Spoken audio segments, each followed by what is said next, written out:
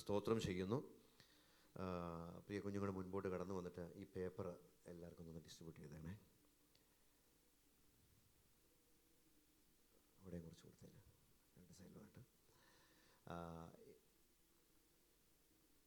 നിങ്ങളുടെ കൈവശം ഇപ്പോൾ ലഭിക്കുന്നതാകുന്ന ആ ഒരു പേപ്പർ തൽക്കാലം ഇപ്പോൾ അതിനകത്തൊന്നും എഴുതണ്ട. പേപ്പർ ഷോർട്ടേജ് ആങ്കിൽ പറഞ്ഞാൽ മതി, ഞാൻ വേഗം തരാം.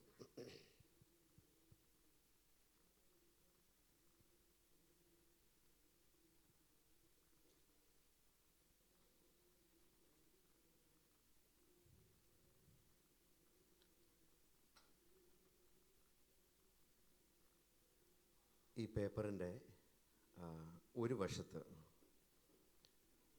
നിങ്ങൾ ചെയ്യേണ്ടത്,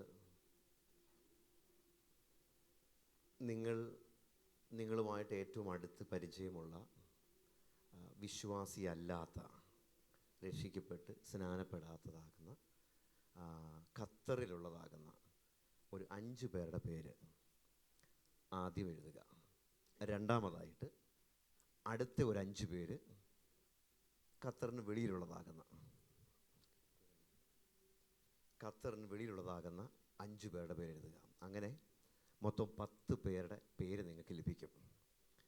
ശ്രദ്ധിക്കണം, അതിൻ്റെ മറുവശത്ത് നിങ്ങളോട് ആരെങ്കിലും പ്രാർത്ഥിക്കാൻ പറഞ്ഞതാകുന്ന ഏതെങ്കിലും പ്രാർത്ഥനാ വിഷയം, അല്ലെങ്കിൽ നിങ്ങളുമായിട്ട് അടുത്ത് പരിചയമുള്ള, അല്ലെങ്കിൽ സഭയിലാകട്ടെ പുറത്താകട്ടെ ജോലി സ്ഥലത്തെ ആകട്ടെ ആരുടെയെങ്കിലും ഒരു പ്രാർത്ഥനാ വിഷയം നിങ്ങളോട് അറിയിച്ചിട്ടുണ്ട്, ഇത് പ്രാർത്ഥിക്കണമെന്ന് പറഞ്ഞിട്ടുണ്ടെങ്കിൽ അവരുടെ വിഷയം ആദ്യം എഴുതുക. എന്നിട്ട് അവസാനം ഉള്ളതാകുന്ന ബാക്കി പോർഷനിൽ നിങ്ങളുടെ പേഴ്സണൽ പ്രെയർ മാറ്റർ, ഈ ഉപവാസ പ്രാർത്ഥനയിൽ നിങ്ങളെന്താണ് ദിവസം ലഭിക്കുന്നത്, അതും ഈ 4 വിഷയങ്ങളാണ് ഈ പേപ്പർ നമ്മൾ എഴുതേണ്ടത്. ഇത് ശ്രദ്ധിക്കുക, ഒരു ഭാഗത്ത് ഏറ്റവും മുകളിൽ 5 പേരുടെ പേര് ഖത്തറിലുള്ളവരുടേത്, ബാക്കി 5 പേര് ഖത്തറിന് പുറത്ത് മറ്റേത് സ്ഥലത്ത്, ഇന്ത്യയിലോ മറ്റേത് സ്ഥലത്തുള്ളവരുടെ. അതിൻ്റെ ബാക്ക് സൈഡിൽ മറ്റുള്ളവരുടേതാകുന്ന പ്രെയർ റിക്വസ്റ്റുകൾ എന്തെങ്കിലും ഉണ്ടെങ്കിൽ അതെഴുതുക. അതിനുശേഷം അവസാനം നിങ്ങളുടെ പ്രാർത്ഥന വിഷയം എഴുതുക. ഈ ഉപവാസ പ്രാർത്ഥനയിൽ പ്രത്യേകിച്ച് ഈ പേര് പറയപ്പെടുന്നതാകുന്ന 10 പേർക്ക് വേണ്ടി നിങ്ങൾ കമ്പൽസറി നിശ്ചയമായിട്ടും പ്രാർത്ഥിക്കണം. നമ്മൾ വെറുതെ ഒന്ന് പറഞ്ഞു പോയി കഴിഞ്ഞാൽ നമ്മൾ ആരും പ്രാർത്ഥിക്കത്തില്ല. അതുവേണ്ടി ഞാൻ ഇപ്പം ഇങ്ങനെ ഒരു പേപ്പർ തന്നത്. നമ്മൾ എഴുതി വെച്ച് പ്രാർത്ഥിക്കുന്ന പ്രാർത്ഥനകൾക്കും ഒരു പ്രത്യേകത കൂടിയുണ്ട്. Price the Lord. നിശ്ചയമായിട്ടും ദൈവം അത്ഭുതങ്ങളെ ഇന്നല്ലെങ്കിൽ നാളെ ദൈവം അത് പ്രവർത്തിപ്പാൻ തക്കവണ്ണം ഇവിടെ ആയിത്തീരും. ഞാനൊരിക്കലൊരു മിഷണറിതാകുന്ന പ്രവർത്തന ചരിത്രം ഇങ്ങനെ വായിച്ചപ്പോൾ അതിൽ കണ്ടതായിരുന്നൊരു കാര്യം, ഒരു മിഷൻ പ്രവർത്തനത്തിന് വേണ്ടി ഒരു ദൈവദാസൻ നോർത്ത് ഇന്ത്യയുടെ ഒരു സ്ഥലത്ത് പോയി.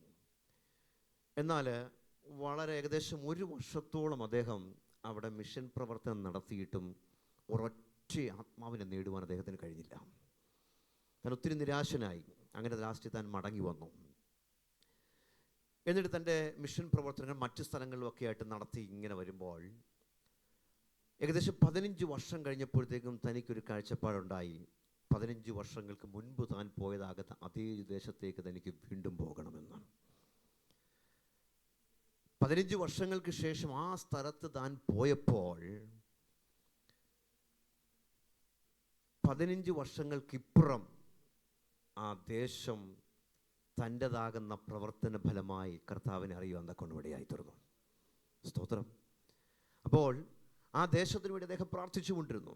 ഞാൻ പറഞ്ഞതിന് താല്പര്യം, ഇന്നല്ലെങ്കിൽ നാളെ ദൈവം തൻ്റെതാകുന്ന പ്രവൃത്തി അതത് സ്ഥലങ്ങളിൽ, അതത് വ്യക്തികളിൽ, അത് കുടുംബങ്ങളിൽ വെളിപ്പെടുത്തുവാൻ തക്കവണ്ണമിടയായിത്തീരും. സ്തോത്രം. നമ്മൾ വിശ്വാസത്തോടുകൂടെ പ്രാർത്ഥിക്കുകയാണ് ഏറ്റവും പ്രധാനമായിട്ട് ചെയ്യേണ്ടത്. നിങ്ങൾ എഴുതിയതാകുന്ന പേരുകൾ ആരോടും പറയേണ്ട, ആരെയും കാണിക്കുകയും വേണ്ട. പക്ഷേ എല്ലാ ദിവസവും അല്പസമയമെടുത്ത് ആ എഴുതപ്പെട്ടതാകുന്ന വിഷയങ്ങൾക്ക് കമ്പൽസറി ആയിട്ട് നിങ്ങൾ പ്രാർത്ഥിക്കും എന്നൊരു തീരുമാനവും ഇന്ന് രാത്രി നിങ്ങൾ കൈക്കൊള്ളണം. അത് അപ്രകാരം തന്നെ ചെയ്യണം എന്ന ദൈവനാമത്തിൽ ഞാൻ ഓർപ്പിക്കുന്നു. പ്രത്യേകിച്ച് ഈ പേപ്പർ കളയരുത്, നിങ്ങളുടെ ബൈബിൾ തന്നെ വെച്ചേക്കുക. നാളെ നിങ്ങൾ വരുന്ന സന്ദർഭത്തിൽ ഈ വിഷയങ്ങളെല്ലാം എഴുതിയിട്ടുണ്ട് എന്നുള്ളതാകുന്ന ഉറപ്പും കൂടെ അത് വരുത്തണമെന്ന് ഞാൻ ഓർപ്പിക്കുകയാണ്. Price the Lord. ഒരു വിഷയത്തിനോട് നമ്മൾ പ്രാർത്ഥിക്കാൻ വേണ്ടി പോവുകയാണ്. പ്രത്യേകിച്ച് രോഗികളായി ഭാരപ്പെടുന്നതാകുന്ന നമ്മുടെ പ്രിയപ്പെട്ടവരെ ദൈവങ്ങൾ സമർപ്പിച്ച് പ്രാർത്ഥിക്കാമല്ലോ. ഞാൻ നാളുകളായി രോഗികളായി ഭാരപ്പെടുന്ന അനേക പ്രിയപ്പെട്ട ഞാൻ ആരുടെയും പേരൊന്നും എല്ലാം നമുക്കറിയാവുന്നതാണ്. എന്നാൽ പ്രത്യേകിച്ച് അബിഗേലിന് വേണ്ടി പ്രാർത്ഥിക്കണം അപേക്ഷിച്ചിട്ടുണ്ട്. അബിഗേൽ തുടർമാനമായിട്ട് പനിയാലും മറ്റും ഭാരപ്പെടുന്നു. കഴിഞ്ഞ 3 ദിവസമായിട്ട് വീണ്ടും പനി വന്ന് അല്പം പ്രയാസത്തിൽ കൂടി കടന്നു പോകുന്നു. ദൈവസഭ എല്ലാവരും പ്രാർത്ഥിക്കണമെന്ന് അപേക്ഷിച്ചിട്ടുണ്ട്. നമുക്ക് ഒരുമിച്ച് ദിവസത്തിൽ പ്രാർത്ഥിക്കാം. രോഗികളായി ഭാരപ്പെടുന്നതാകുന്ന നമ്മുടെ എല്ലാ പ്രിയപ്പെട്ടവരെയും ദൈവകരങ്ങളിൽ സമർപ്പിച്ചുകൊണ്ട് നമുക്ക് ദിവസത്തിൽ പ്രാർത്ഥനയോടെ നമുക്ക് ആയിരിക്കാൻ. തുടർന്ന് നടക്കുന്ന വചന ശുശ്രൂഷയും ഏറ്റവും വലിയമായി തിരുവാന്തക്കണം സ്വർഗ്ഗദൈവം സഹായിക്കാൻ വേണ്ടി നാം എല്ലാവരും ചേർത്ത് പ്രാർത്ഥനയോടെ ആയിരിക്കുമ്പോൾ ഈ വിഷയങ്ങളെ ഓർത്തുകൊണ്ട് ഒരാൾക്ക് ദിവസത്തിൽ പ്രാർത്ഥിക്കാമല്ലോ. Praise the lord. ഹല്ലേലൂയ. സ്തുതിക്കുന്ന കർത്താവേ, ദൈവത്തിന് മഹത്വം, ദൈവത്തിന് മഹത്വം, ദൈവത്തിന് മഹത്വം. ഹല്ലേലൂയ. സ്തോത്രം. ഞങ്ങളുടെ രോഗികൾക്ക് വേണ്ടി പ്രാർത്ഥിക്കുന്നു. ദൈവമായ കർത്താവേ, ഓരോരുത്തരെയും വ്യക്തിപരമായ അങ്ങയുടെ സൗഖ്യദായക ശക്തി കർത്താവേ അവിടെ വ്യാപരിപ്പാൻ കർത്താവ് സഹായിക്കണമെന്ന് പ്രാർത്ഥിക്കുന്നു. ഒരു ദൈവപ്രവൃത്തി ഞങ്ങൾക്ക് വേണ്ടി വെളിപ്പെടുത്തി കർത്താവ് ആദരിക്കണമേ. കർത്താവെ, വിശേഷാൽ അബിഗേലിനായ സ്തോത്രം. കർത്താവെ, ബലപ്പെടുത്തണം, ശക്തീകരിക്കണമേ. അപ്പോൾ ഇതിനെ ആദരിക്കണം, മാനിക്കണമെന്ന് പ്രാർത്ഥിക്കുന്നു. പൂർണ്ണ സൗഖ്യവും ആരോഗ്യം നൽകി ദൈവകൃപയിൽ അവളെ സൂക്ഷിക്കുമാറാകണമേ. എല്ലാ ജീവിത സാഹചര്യങ്ങളും ദൈവത്തിന്റെ കൃപയും സാന്നിധ്യം ഇതിനോട് കൂടെ ഇരുന്ന് കർത്താവളെ ശ്രേഷ്ഠകരമായ ജീവിത സാഹചര്യങ്ങളിലേക്ക് കർത്താവ് കരം പിടിച്ച് നടത്തുമാറാകണമെന്ന് പ്രാർത്ഥിക്കുന്നു. ദൈവമായ കർത്താവേ, ഇന്ന് രാത്രി കാലം ഞങ്ങളെ സഭയായി കർത്താവേ സ്തോത്രം, സ്തോത്രം. ഞങ്ങളെ സഹായിക്കണമേ. ഈ ദിവസങ്ങളിൽ കർത്താവേ ഞങ്ങൾ ഉപസിക്കുന്നതും പ്രാർത്ഥിക്കുന്നതും കർത്താവേ ഒരു ചടങ്ങായി അവസാനിപ്പാനല്ല കർത്താവേ, ദൈവിക പ്രവൃത്തി കർത്താവ് കൃപ നൽകുമാറാകണമെന്ന് പ്രാർത്ഥിക്കുന്നു. ഞങ്ങളെ സഭയായിട്ട് അനേക കുടുംബങ്ങളുടെ രക്ഷയുടെ സന്തോഷം അനുഭവിപ്പാൻ തക്കവണ്ണം പരിശുദ്ധാത്മാവ് ഇടങ്ങളിലൂടെ പ്രവർത്തിക്കുമാറാകണമെന്ന് പ്രാർത്ഥിക്കുന്നു. കർത്താവേ, ദൈവകരങ്ങളെ സമ്പൂർണ്ണമായി സമർപ്പിക്കുന്നു. നാഥാ, ഇത്രത്തോളം ഇടങ്ങളെ സഹായിച്ചല്ലോ കർത്താവെ. തുടർന്നല്ല ദൈവിക ശുശ്രൂഷയിലും ദൈവത്തിന്റെ ധാരാളമായ കൃപ അനുഭവിപ്പാൻ കർത്താവ് സഹായിക്കണം. സ്തുതിക്കുന്നു. നിന്റെ ദാസന്റെ ബലത്തോടെ നിർത്തണം, ശക്തിയോടെ നിർത്തണമേ കർത്താവെ. പരിശുദ്ധാത്മാവിൽ തെരഞ്ഞ ദൈവിക വചനം, ദൈവിക ആലോചന അടയങ്ങൾക്ക് പകർന്നു തരുവാൻ തക്കവണ്ണം കർത്താവ് കൃപ നൽകുമാറാക്കണം. തന്റെ കുടുംബജീവിതത്തെയും തലമുറ ആദരിക്കണമെന്ന് പ്രാർത്ഥിക്കുന്നു. വിശേഷാൽ ദൈവദാസനായ സ്വന്തം സോമഭാഷനും കർത്താവേ കുടുംബമായിട്ട് ദൈവത്തിന്റെ സന്നദ്ധയെ സമർപ്പിക്കുന്ന കുഞ്ഞുങ്ങളോട് ഒരുമിച്ചായിരിക്കുന്നല്ല കർത്താവേ. എല്ലാ ദൈവിക അനുഗ്രഹങ്ങളും ദേശത്ത് അനുഭവിപ്പാൻ കർത്താവ് സഹായിക്കണമേ. തലമുറയുടെ ദൈവിക പ്രവൃത്തി വെളിപ്പെടുത്തി ആദരിക്കണമെന്ന് പ്രാർത്ഥിക്കുന്നു. സ്തോത്രം. സമ്പൂർണ്ണമായ ദൈവസന്നിധി സമർപ്പിക്കുന്ന കർത്താവേ, ഈ ദിവസങ്ങൾ കർത്താവിന്റെ അനുഗ്രഹങ്ങൾ ഞങ്ങൾ അനുഭവിച്ചു കർത്താവേ. അങ്ങയുടെ മഹത്വത്തിനായി ജീവിക്കാൻ ഓരോരുത്തരും വ്യക്തിപരമായി സഹായിക്കണമെന്ന് പ്രാർത്ഥിക്കുന്നു. മഹത്വം കർത്താവ് എടുത്താട്ടെ. എല്ലാം ഞങ്ങൾക്കായി ജീവനത്തെ യേശുവിന്റെ നാമത്തിൽ പ്രാർത്ഥിക്കുന്നു. കേൾക്കണം പിതാവേ. ആമേൻ. സ്തോത്രം. കഴിഞ്ഞ പകല് ഞാൻ ഓർപ്പിച്ചു, ഇന്ന് മുതൽ നമ്മൾ എഫേസ്യ ലേഖനത്തിലുണ്ടാകുന്ന ഒരു പഠനമാണ് ആഗ്രഹിക്കുന്നത്. എഴുതുവാനൊക്കെ ബുക്കും പേനയൊക്കെ കൊണ്ടുവന്നവരൊക്കെ ഉണ്ടോ? അല്ല, എല്ലാവരും ഹൃദയത്തിൽ സംഗ്രഹിക്കുക മാത്രം ചെയ്യുന്നവരാണോ? Price the Lord. എങ്ങനെയായാലും കുറച്ചും കൂടെ നല്ലത് അത് തന്നെയാണ്. Price the Lord. എഴുതി കഴിഞ്ഞാൽ പിന്നെ ഒന്ന് മറന്നാൽ നമുക്കെന്ത് ചെയ്ത് വീണ്ടും എടുത്തെന്ന് നോക്കുവാൻ ഓർക്കുവാൻ തക്കവണ്ണം ഇടയാകും. എഫേസ്യ ലേഖനം ഇന്നലെ ഞാൻ വായിക്കണമെന്ന് ഞാൻ ഓർപ്പിച്ചിരുന്നു. എഫേസ്യ ലേഖനം വായിച്ചത് എത്ര പേരുണ്ട്? എഫേസ്യ ലേഖനം മൊത്തത്തിൽ 6 അധ്യായവും ഇന്നലെ വായിച്ചതാകുന്ന ആരെങ്കിലും ഉണ്ടോ? മൊത്തം വായിച്ച ആരെങ്കിലും ഉണ്ടെങ്കിൽ ഒന്ന് കൈവത്ത് തലയ്ക്കും വലി പൊങ്ങണം. 1, 2, 3, 4. നേരത്തെ വായിച്ചതല്ലേ, ഇന്നലെ വായിച്ചതെന്ന് ചോദിച്ചേ. Okay, price the Lord. 4 പേരെ ദൈവം 4 പേരുണ്ടല്ലോ. 4 പേരെ ദൈവം ധാരാളമായി അനുഗ്രഹിക്കട്ടെ. ബൈബിളിൽ മൊത്തം എത്ര പുസ്തകങ്ങളാണ് ഉള്ളത്? 66 പുസ്തകങ്ങൾ. ഈ 66 പുസ്തകങ്ങൾ എത്രാമത്തെ പുസ്തകമാണ് എഫേസ്യ ലേഖനം? കണക്കൂട്ടാൻ പാടായിരിക്കും അല്ലേ?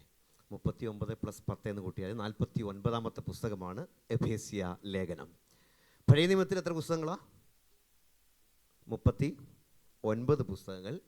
പുതിയ നിയമത്തിൽ 27 പുസ്തകങ്ങൾ. നമ്മൾ പ്രാരംഭമായിട്ട് എഫേസ്യ ലേഖനത്തിലേക്ക് പ്രവേശിക്കുന്നതിന് മുൻപായിട്ട് വേദപുസ്തകത്തിലെ 66 പുസ്തകങ്ങളെ നമ്മളൊന്ന് വിഭജിച്ച് പഠിക്കുവാൻ വേണ്ടി ശ്രമിക്കുകയാണ്. ബൈബിളിൽ ഉടനീളം കാണപ്പെടുന്ന പല വിഷയങ്ങളിൽ ഏതെങ്കിലും വിഷയമെന്ന് പറയാമോ? പല വിഷയങ്ങൾ ബൈബിൾ ഉടനീളം കാണുന്നുണ്ട്, ഉൽപ്പത്തി മുതൽ അവസാനം വരെ കാണുന്നുണ്ട്. അതിലേതെങ്കിലും ഒന്ന് പറയാമോ?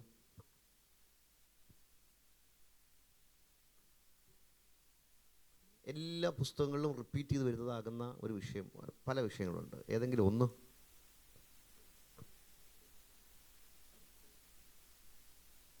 ഭാഗമായിട്ടൊക്കെ വരുന്നുണ്ട്. ഓക്കെ. ഒരു അല്ലെങ്കിൽ സാൽവേഷൻ, രക്ഷ എന്നതാകുന്ന ഒരു പദം. മറ്റൊന്ന് മശിഹ, അല്ലയോ? ഉൽപ്പത്തി പുസ്തകം 3-ാമത്തെ അധ്യായത്തിൽ വായിക്കുമ്പോൾ സ്ത്രീയുടെ സന്തതി സർപ്പത്തിൻ്റെ തലയെ തകർക്കും എന്നതാകുന്ന ഒരു പ്രവചനം അന്ന് തുടങ്ങി അതിൻ്റെ ഓരോ പുസ്തകത്തിലും മശിഹയാകുന്ന ക്രിസ്തുവിനെ വിവിധങ്ങളാകുന്ന നിലയിൽ ഓരോ പുസ്തകത്തിലും നമുക്ക് വരച്ച് കാണിക്കുവാൻ തക്കവണ്ണം കഴിയുന്നുണ്ട്. പുറപ്പാട് പുസ്തകത്തിൽ പെസഹ കുഞ്ഞാടായിട്ടും അങ്ങനെ ഓരോ അധ്യായത്തിലും നമുക്ക് ഓരോ പുസ്തകത്തിലും കാണാൻ കഴിയുന്നുണ്ട്. ഈ നമ്മളങ്ങനെ ചിന്തിച്ചു വരുമ്പോൾ ഒന്നാമതായിട്ട് നമ്മൾ ചിന്തിക്കുന്നത് മശിഹയ്ക്ക് വേണ്ടിയുള്ളതാ ഒരുക്കം, മശിഹയ്ക്ക് വേണ്ടിയുള്ള ഒരുക്കം, ദ പ്രിപ്പറേഷൻ ഫോർ ദ മെസയ്യ. മശിഹയ്ക്ക് വേണ്ടിയുള്ളതാകുന്ന ഒരുക്കമാണ് ഉൽപ്പത്തി പുസ്തകം മുതൽ മലാക്കി പ്രവചനം വരെയുള്ളതാകുന്ന പുസ്തകങ്ങളിൽ നമുക്ക് കാണാൻ കഴിയുന്നത്. 39 പുസ്തകങ്ങളിലും മശിഹയ്ക്ക് വേണ്ടിയുള്ള ഒരുക്കം.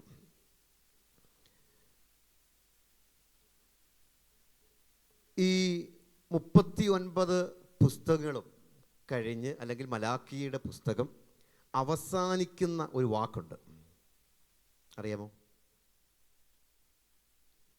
പഴയ നിയമ പുസ്തകം അവസാനിക്കുന്നൊരു വാക്ക്.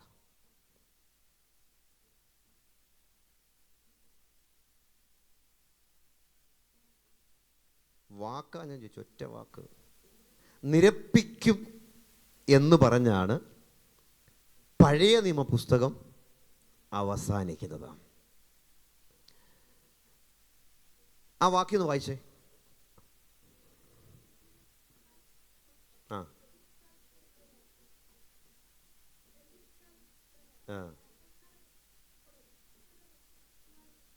മതി.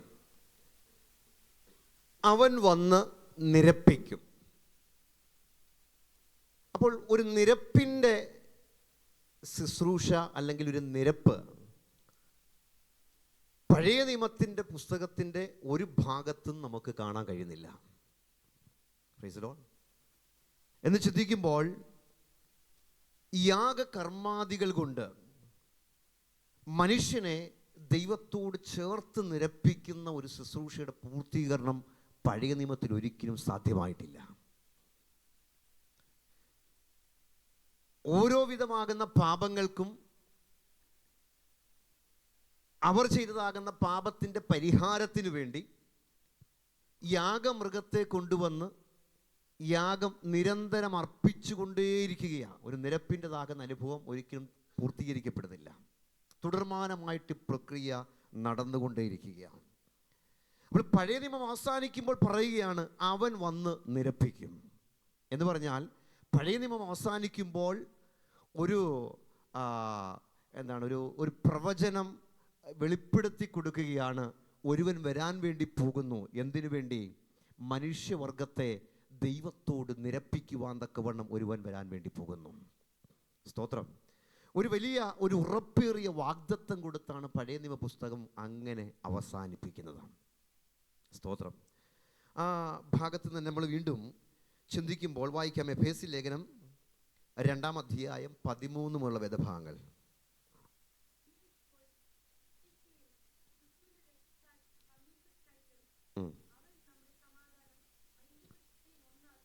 അവൻ നമ്മുടെ സമാധാനം, അവൻ ഇരുപക്ഷത്തെയും ഒന്നാക്കി. ആരെക്കുറിച്ചാണ് പറഞ്ഞത്? Price the Lord. നമ്മുടെ കർത്താവ് വാഗ്ദപ്പെട്ടതാകുന്ന കർത്താവായ യേശുക്രിസ്തുവിനെ കുറിച്ച് പറയുകയാണ്.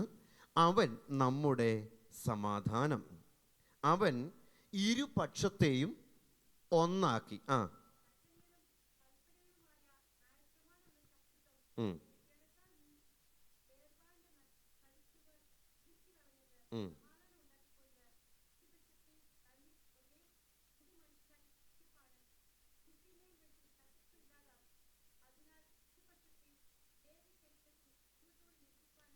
നോക്കിയേ, ഇരുപക്ഷത്തെയും ഏക ശരീരത്തിൽ ദൈവത്തോട് നിരപ്പിപ്പാനും തന്നെ.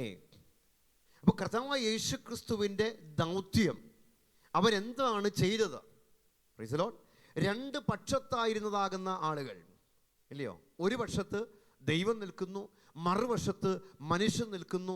ഈ ദൈവിക പക്ഷത്തേക്ക് മനുഷ്യന് എത്തപ്പെടുവാൻ തക്കവണ്ണം കഴിയാതിരിക്കുമ്പോൾ ഒരു ചാനൽ, അതാണ് നമുക്ക് യോഹന്നാന്റെ സുവിശേഷത്തിൽ വായിക്കുവാൻ തക്കവണ്ണം കഴിയുന്നത്. ഞാൻ തന്നെ വഴിയും സത്യവും ജീവനുമാകുന്നു, ഞാൻ മുഖാന്തരമല്ലാതെ ആരും പിതാവിൻ്റെ അടുക്കൽ എത്തുന്നില്ല. അപ്പോൾ പിതാവിൻ്റെ അടുക്കിലേക്ക് എത്തപ്പെടുവാൻ തക്കവണ്ണം, ആ നിരപ്പിൻ്റെ അനുഭവം എത്തിക്കുവാൻ തക്കവണ്ണം ഒരുവൻ വന്നു. അതാണ് പുതിയ നിയമത്തിൽ നമുക്ക് കാണുവാൻ തക്കവണ്ണം കഴിയുന്നത്.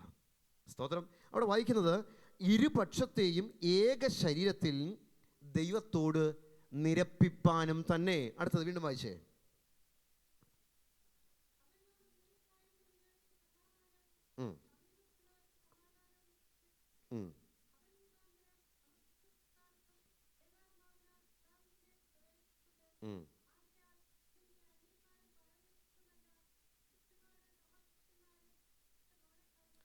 ഓക്കെ. അപ്പോൾ അന്യന്മാരായിരുന്നു, പരദേശികളായിരുന്നു. പക്ഷെ ഇപ്പോഴോ വിശുദ്ധന്മാരുടെ സഹപൗരന്മാരും ദൈവത്തിൻ്റെ ഭവനക്കാരുമായി. സ്തോത്രം. അപ്പോൾ ഒരു നിരപ്പിൻ്റെതാകുന്ന ഒരനുഭവം യേശുക്രിസ്തുവിൻ്റെ ക്രൂശ് മരണം മുഖാന്തരം ലഭിക്കപ്പെട്ടപ്പോൾ, മലാക്കി പ്രവചനം അവസാനിപ്പിക്കുന്നതാകുന്ന ആ അനുഭവം, അല്ലെങ്കിൽ ആ പ്രവചന ദൂതിൻ്റെ നിവർത്തീകരണം കാൽവറി ക്രൂശിൽ യേശു ക്രിസ്തുവിൽ കൂടെ അത് നമുക്ക് ലഭ്യമായി തീരുവാൻ തക്കവണ്ണം ഇടയായി തീർന്നു.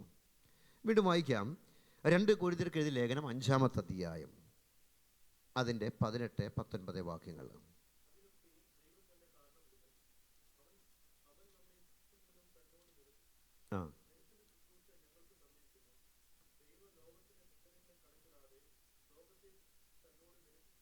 മതി, അവിടെ നിൽക്കട്ടെ. അതിന് 17-ാമത്തെ വാക്കോട് ചേർത്ത് വായിച്ചാൽ, ഒരുത്തൻ ക്രിസ്തുവിലായാൽ അവൻ പുതിയ സൃഷ്ടി ആകുന്നു, പഴയത് കഴിഞ്ഞുപോയി, ഇതാ അത് പുതുതായി തീർന്നിരിക്കുന്നു. അപ്പോൾ ക്രിസ്തുവിലാകുന്നതിന് മുൻപ് ദൈവത്തോട് അകന്ന് നിന്നതാകുന്ന ഒരു കാലഘട്ടം, ദൈവത്തോട് അകന്ന് ജീവിച്ചതാകുന്ന ഒരു കാലഘട്ടം. എന്നാൽ ക്രിസ്തുവിലായി കഴിഞ്ഞപ്പോൾ എന്ത് ചെയ്ത് അവൻ പുതിയ ഒരു സൃഷ്ടിയായി മാറുകയാണ്. ഇനി 17-ാമത്തെ അടുത്ത വാക്യം, 18-ാമത്തെ വാക്യത്തിൽ പറയുന്നു, അതിനൊക്കെയും ദൈവം തന്നെ കാരണഭൂതൻ. അപ്പോൾ ഇതിനെ സാധ്യമാക്കി തന്നത് ആരാ? പുത്രനിൽ കൂടെയുള്ളതാകുന്ന ആ ഒരു നിരപ്പിൻ്റെ ശുശ്രൂഷയ്ക്ക് കാരണമാക്കി തന്നത് പിതാവാകുന്ന ദൈവമാണ്. ഇന്നലെ നമ്മളത് കേൾക്കുവാൻ തക്കൊണ്ട് നമ്മുടെ ആയിത്തീർന്നല്ലോ. നമ്മുടെ യെശയ്യാ പ്രവചനം 6-ാമത്തെ അധ്യായത്തിൽ വായിക്കുമ്പോൾ നമുക്ക് വേണ്ടി പോകുമെന്നതാകുന്നൊരു ശബ്ദം, അല്ലേ? സ്തോത്രം. അപ്പോൾ പോകാൻ തയ്യാറായിട്ട് ഭൂമിയിലേക്ക് ഇറങ്ങി വന്നതാകുന്ന പുത്രനാകുന്ന യേശു കർത്താവിനെ നമുക്കിവിടെ കാണുവാൻ തക്കവണ്ണം കഴിയുന്നുണ്ട്. ഇനിയും അവൻ നമ്മെ ക്രിസ്തു മൂലം തന്നോട് നിരപ്പിച്ചു. ഇവിടെയും കൊരിന്ത്യർ ലേഖനത്തിൽ അപ്പോസ്തലനായ പൗലോസ് പറയുകയാണ്, എന്ത് ചെയ്യുന്നു? അവൻ നമ്മെ എന്ന് പറഞ്ഞാൽ ആരെക്കുറിച്ചാണ് പറയുന്നത്? തൊട്ട് മുൻ വാക്യത്തിൽ പറഞ്ഞു, അതിനൊക്കെയും ദൈവം തന്നെ കാരണഭൂതൻ എന്ന് പറഞ്ഞിട്ട് ആ ദൈവത്തെ പറയുകയാണ്, അവൻ നമ്മെ ക്രിസ്തു മൂലം തന്നോട് നിരപ്പിച്ചു. Price the Lord. എന്നിട്ടോ നിരപ്പിൻ്റെ ശുശ്രൂഷ ഞങ്ങൾക്ക് തന്നുമിരിക്കുന്നു. അപ്പോൾ നിരപ്പിൻ്റെതാകുന്നൊരു ശുശ്രൂഷ അവിടെ വെളിപ്പെട്ട് കഴിഞ്ഞില്ലെങ്കിൽ നിരപ്പ് സാധ്യമാക്കി തീർത്തു. ഇനിയും ദൈവത്തോട് നിരക്കാത്തതാകുന്ന അനേക ആളുകളുണ്ട്. സ്തോത്രം. അവരെ ദൈവത്തിലേക്ക് നിരപ്പിക്കുവാൻ തക്കവണ്ണം ഒരു ശുശ്രൂഷ ദൈവം ഞങ്ങളെ ചെയ്ത് ഭരമേൽപ്പിച്ചിരിക്കുക. Price the Lord. അത് പറഞ്ഞാൽ നമ്മൾ അതുകൊണ്ട് ആ വാക്യത്തിൽ അല്ലെങ്കിൽ ആ പേപ്പർ തന്നപ്പോൾ ഞാൻ പറഞ്ഞത്, ആദ്യത്തെ ഒരു 10 പേര്, മിനിമം ഒരു 10 പേരെങ്കിലും ഇത്രയും പേര് എഴുതി കഴിഞ്ഞാൽ എത്ര പേര് കാണുമായിരിക്കും, അല്ലേ? Praise Lord. അപ്പോൾ ദൈവത്തെ അറിയാത്തതാകുന്ന ദൈവികമാകുന്ന ഈ കൂട്ടായ്മ ബന്ധം അനുഭവിക്കാത്ത, പ്രൈസ് ലോർഡ്, ഈ ഒരു ആത്മീക സന്തോഷം അനുഭവിക്കാത്തതാകുന്ന എത്രയോ കോടിക്കണക്കിന് ആളുകൾ ഈ ലോകത്തിൽ ഇന്നും ജീവിക്കുന്നുണ്ട്. ദൈവത്തെ അറിയാത്തവരായിട്ട് എത്രയോ ആളുകൾ ഈ ലോകത്തിൽ നിന്ന് മൺമറഞ്ഞു പോയിക്കൊണ്ടിരിക്കുന്നു. Praise Lord. നമുക്ക് ചെയ്യാൻ കഴിയുന്നതൊക്കെ നമ്മൾ എന്ത് ചെയ്യുക? നമ്മളെ കൊണ്ട് ചെയ്യണം. സ്തോത്രം. ഇല്ലെങ്കിൽ നാളുകൾ നമ്മൾ കണക്ക് കൊടുക്കേണ്ടതായിട്ട് വരും. ഒരിക്കൽ നമ്മുടെ കർത്താവിൻ്റെ സന്നിധിയിൽ നിൽക്കുമ്പോൾ നമ്മുടെ കരങ്ങൾ ബലപ്പെട്ടിരിക്കുമോ എന്നൊരു ചോദ്യമുണ്ട്. സ്തോത്രം. ഹല്ലേലൂയ. നമുക്ക് സമയം ലഭിച്ചപ്പോൾ നമ്മൾ പ്രാർത്ഥിച്ചുവോ? സ്തോത്രം. നമുക്ക് പോകാൻ പറ്റുന്നിടങ്ങളിൽ പോകുക. Praise Lord. ദൈവനാമത്തിൻ്റെ മഹത്വത്തിന് വേണ്ടി, ദൈവികമാകുന്ന ശുശ്രൂഷകൾക്ക് വേണ്ടി കൊടുക്കാനുള്ളത് കൊടുക്കുക. ഇതൊക്കെ ദൈവം നമ്മെ ഭരമേൽപ്പിച്ചപ്പോൾ നമ്മൾ ഇതിനൊന്നും ഭാഗമല്ല എന്ന് മാറിയിരിക്കുവാനല്ല ദൈവം നമ്മെക്കുറിച്ച് ആഗ്രഹിക്കുന്നത്. അത് നിറപടിയായി ചെയ്യുവാൻ ദൈവം നമ്മെക്കുറിച്ച് ആഗ്രഹിക്കുകയാണ്. ഇനി അതിൻ്റെ 19-ാമത്തെ വാക്യത്തിൽ വായിക്കുന്നു, ദൈവം ലോകത്തിന് ലംഘനങ്ങളെ കണക്കിടാതെ ലോകത്തെ ക്രിസ്തുവിൽ തന്നോട് നിരപ്പിച്ചു പോന്നു. സ്തോത്രം. ഈ നിരപ്പിൻ്റെ വചനം ഞങ്ങളുടെ പക്കൽ ഭരമേൽപ്പിച്ചുമിരിക്കുന്നു. അപ്പോൾ നിരന്തരമായിട്ട് അപ്പോസ്തലനായ പൗലോസ് തനിക്ക് ലഭിക്കപ്പെട്ടതാകുന്ന ആ വെളിപ്പാടിൽ ഓരോ സഭകൾക്ക് ദൂതെഴുതുമ്പോൾ അവിടെ പറയുകയാണ്, പഴയ നിയമത്തിൽ പറഞ്ഞതാകുന്ന നിരപ്പിൻ്റെ അനുഭവം അവിടെ ആയില്ലെങ്കിലും പുതിയ നിയമത്തിൽ യേശുക്രിസ്തു മുഖാന്തരം ആ നിരപ്പ് നമുക്ക് സാധ്യമാക്കി തരുവാൻ നമ്മുടെ ആയിത്തീർന്നു. സ്തോത്രം. ഹല്ലേലൂയ. വീണ്ടും നമുക്ക് വായിക്കാം കൊലോസി ലേഖനം 1-ാമത്തെ അധ്യായം 20 മുതൽ 22 വരെയുള്ള ഭാഗങ്ങളോടെ.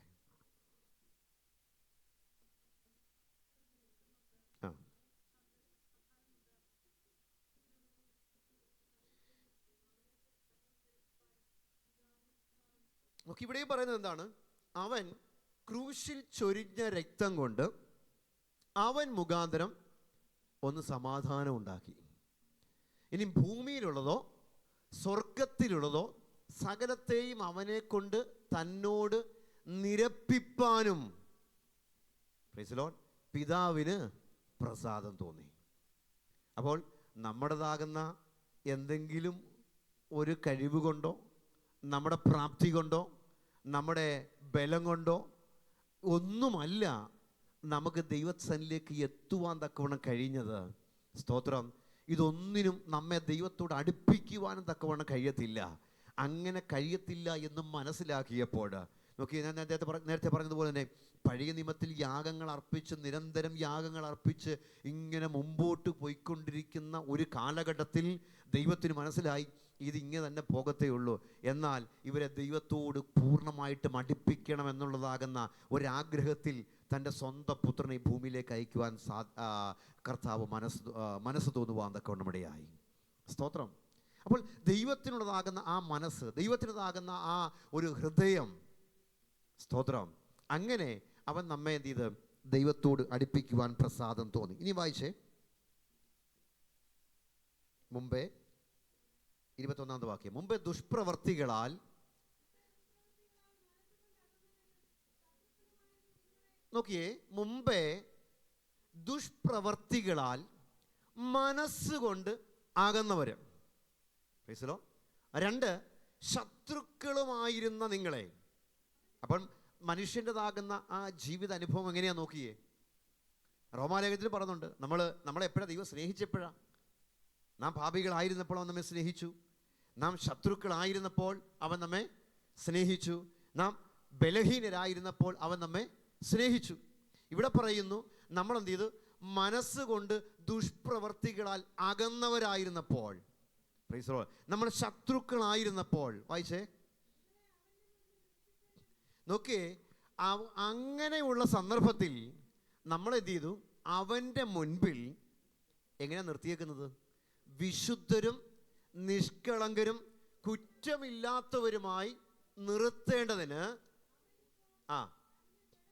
തൻ്റെ ജഡശരീരത്തിൽ തൻ്റെ മരണത്താൽ നിരപ്പിച്ചു. സ്തോത്രം. അപ്പോൾ നമ്മൾ ഏതനുഭവത്തിലായിരുന്നു? സ്തോത്രം. ഇന്ന് രാത്രി നമ്മളൊന്ന് സ്വയം ഒന്ന് വിചിന്തനം ചെയ്യുവാൻ തക്കവണ്ണം നമ്മുടെ ആയിത്തീരണം. ഞാൻ കഴിഞ്ഞ നാളുകളിൽ ഏതനുഭവത്തിലാണ് ആയിരുന്നത്? സ്തോത്രം. മുൻപേ ഞാൻ ദുഷ്പ്രവർത്തികളാലായിരുന്ന വ്യക്തിയായിരുന്നു. ദൈവത്തോട് ബന്ധമില്ലാത്തവനായിരുന്നു, ദൈവികമാകുന്ന കൂട്ടായ്മയ്ക്ക് അടുക്കുവാൻ തക്കവണ്ണം കഴിയാത്ത വ്യക്തിയായിരുന്നു. എന്നാൽ ദൈവത്തിന് നമ്മോട് തോന്നിയതാകുന്ന ഒരു പ്രസാദം, എന്തിനു വേണ്ടിയാണ്? നമ്മെ എങ്ങനെ നിർത്തുവാൻ തക്കവണ്ണം അവൻ്റെ സന്നിധിയിൽ നമ്മൾ വിശുദ്ധരായി നിൽക്കുവാൻ തക്കവണ്ണം. സ്തോത്രം. അപ്പോൾ എങ്ങനെയായിരുന്നു നമ്മൾ അശുദ്ധരായിരുന്ന നമ്മെ വിശുദ്ധിയിലേക്ക് നിർത്തുവാൻ തക്കവണ്ണം അവന് പ്രസാദം തോന്നി. അവൻ നമുക്ക് വേണ്ടി പരമയാഗമായി തീർന്നു. സ്തോത്രം. 2, നിഷ്കളങ്കരായി തീരുവാൻ തക്കവണ്ണം. നിഷ്കളങ്കർ എന്ന് പറഞ്ഞാൽ എന്താണ്? കളങ്കമില്ലാതെ നമ്മെ നിർത്തുവാൻ. സ്തോത്രം. 3 പറയുന്നു, കുറ്റമില്ലാത്തവരുമായി നിർത്തേണ്ടതിന്. എന്ന് പറഞ്ഞാൽ ഒരു കുറ്റവും പറയാൻ ഇല്ലാത്ത അനുഭവത്തിൽ. ഈ വചനത്തിന് മുൻപാകെ നമ്മളൊന്ന് കുറച്ചും കൂടെ ആഴമായിട്ടൊന്ന് ഫോക്കസ് ചെയ്തൊന്ന് ചിന്തിക്കണം. Price the Lord. ഞാൻ ദൈവസന്നിധിയിൽ ആയിരിക്കുമ്പോൾ ഈ ഒരു അനുഭവത്തിലാണോ ഞാൻ ആയിരിക്കുന്നത്? സ്തോത്രം. വിശുദ്ധിയോടെ എനിക്ക് ജീവിക്കുവാൻ നിൽക്കുവാൻ ഇന്നും കഴിയുന്നുണ്ടോ? നമ്മൾ ഈ ലോകത്ത് ജീവിക്കുമ്പോൾ നമ്മൾ മനസ്സിലാക്കേണ്ട ഒരു കാര്യമുണ്ട്. നമ്മുടെ ജീവിതത്തിൽ അശുദ്ധി കടന്നു വരാനുള്ള സാധ്യതകളുണ്ട്. സ്തോത്രം അല്ലേ? അതുപോലെ തന്നെ തെറ്റുകുറ്റങ്ങൾ ജീവിതത്തിൽ വരാനുള്ള സാധ്യതകൾ ഉള്ളതാകുന്ന ഒരു ലോകത്തെ നമ്മളായിരിക്കുന്നത്. ആരും പെർഫെക്റ്റ് എന്ന് പറയാനെ കൊണ്ടുണ്ടോ? Praise the lord. 100% പെർഫെക്റ്റ് എന്ന് ആർക്കും പറയാൻ തക്കവണ്ണം കഴിയത്തില്ല. കാരണം എന്താണ്? എന്തെങ്കിലുമൊക്കെ ജീവിതത്തിൽ തെറ്റുകുറ്റങ്ങൾ മനുഷ്യൻ്റെ ജീവിതത്തിൽ വരുവാൻ തക്കവണ്ണം ഇടയാകും. എന്നാൽ ആ തെറ്റിൽ തുടരുവാനല്ല ദൈവം നമ്മെക്കുറിച്ച് ആഗ്രഹിക്കുന്നത്. ചെയ്ത തെറ്റിനെക്കുറിച്ച് ബോധ്യം വന്നിട്ട്, കർത്താവേ, നിൻ്റെ സന്നിധിയിൽ വിശുദ്ധനായി നിഷ്കളങ്കനായിട്ട് കുറ്റമില്ലാത്തവരായി നിൽക്കുവാൻ തക്കവണ്ണം എന്നെ സഹായിക്കുമാറാകണമേ. എൻ്റെ ജീവിതത്തിൽ വന്നതാകുന്ന, ഞാൻ അനുഭവിച്ചതാകുന്ന, ഞാൻ കടന്നുപോയതാകുന്ന ഈ വിധമാകുന്ന അനുഭവങ്ങൾ അത് ദൈവത്തോട് ഏറ്റുപറഞ്ഞ് ഉപേക്ഷിച്ച് കരുണ പ്രാപിക്കുന്നവനെയാണ് കൂടുതൽ ദൈവം അനുഗ്രഹിപ്പാൻ തക്കവണ്ണം ഇടയാകുന്നത്. സ്തോത്രം. അപ്പോൾ അതിനുവേണ്ടി എന്താ ചെയ്യുന്നറിയാമോ? തൻ്റെ ജഡശരീരത്തിൽ തൻ്റെ മരണത്താൽ നിരപ്പിച്ചു. അപ്പോൾ യേശു കർത്താവ് തൻ്റെ ആ ക്രൂശ് മരണ മുഖാന്തരം നമ്മെ എന്ത് ചെയ്തു? ദൈവത്തോട് നിരപ്പിക്കുവാൻ തക്കവണ്ണം ഇടയായിത്തീർന്നു. അപ്പോൾ പഴയ നിയമത്തെ നമ്മൾ ചിന്തിക്കുമ്പോൾ മശിഹയ്ക്ക് വേണ്ടിയുള്ളതാകുന്ന ഒരു ഒരുക്കമായിരുന്നു. Price the Lord. ഒരു മശിഹ വരാൻ വേണ്ടി പോകുന്നു എന്ന് പഴയ നിയമത്തിലെ 39 പുസ്തകങ്ങളും നമ്മെ വിളിച്ചു പറയുവാൻ തക്കവണ്ണം ഇടയാകുന്നു. ഒരു മശിഹ ഇതാ വരാൻ വേണ്ടി പോകുന്നു. സ്തോത്രം. അതുകൊണ്ടാണ് പുതിയ നിയമത്തിലേക്ക് നമുക്ക് വരുമ്പോൾ അതിൻ്റെ പൂർത്തീകരണം കാണാൻ കഴിയുന്നത്. രണ്ടാമത് പറയുന്നത് മശിഹയുടേതാകുന്ന പ്രത്യക്ഷതയാണ്. മശിഹായുടെ പ്രത്യക്ഷത, ദ മാനിഫെസ്റ്റേഷൻ ഓഫ് ദ മസയ്യ. മശിഹയുടെ പ്രത്യക്ഷത പുതിയ നിയമത്തിലെ ആദ്യ 4 പുസ്തകങ്ങൾ എന്ന് പറഞ്ഞാൽ 4 സുവിശേഷ പുസ്തകങ്ങൾ, മത്തായി, മർക്കോസ്, ലൂക്കോസ്, യോഹന്നാൻ, ഈ 4 പുസ്തകങ്ങളും വരച്ചു കാണിക്കുന്നത് മശിഹയുടെ പ്രത്യക്ഷത. മശിഹ വന്നു എന്ന് ഈ 4 സുവിശേഷകന്മാരും വ്യക്തമാക്കുകയാണ്. യേശുവിൻ്റെതാകുന്ന ജനനം, യേശുവിൻ്റെ ജീവിതം, യേശുവിൻ്റെതാകുന്ന സ്നാനം, തുടർന്നതാകുന്ന തൻ്റെ ഉപവാസം, പിന്നീടുള്ളതാകുന്ന യേശുവിൻ്റെ പരശുശ്രൂഷ, യേശുവിൻ്റെ ക്രൂശ് മരണം, യേശുവിൻ്റെ അടക്കം, യേശുവിൻ്റെ ഉയർത്തെഴുന്നേൽപ്പ്, വീണ്ടും 40 ദിവസം പ്രത്യക്ഷമാകുന്നത്. Price the Lord. അവസാനം സ്വർഗാരോഹണം വരേണ്ടതാകുന്ന വിഷയങ്ങൾ ഈ 4 പുസ്തകങ്ങളിലും നമുക്ക് വരച്ച് കാട്ടപ്പെടുവാൻ തക്കവണ്ണം ഇടയാകുന്നുണ്ട്. The manifestation of the messiah. ഈ മശിഹ വന്നു എന്നതാകുന്ന ഒരു ഉറപ്പ് നമുക്ക് കാണാൻ കഴിയുന്നുണ്ട്. ഏത് ഭാഗത്താണെന്നറിയാമോ? അത് വ്യക്തമാക്കി എടുത്ത് എഴുതിയിട്ടുണ്ട്. എവിടെയാ? Price the Lord. ആ പദം തന്നെ എഴുതിയിട്ടുണ്ട്. മശിഹ.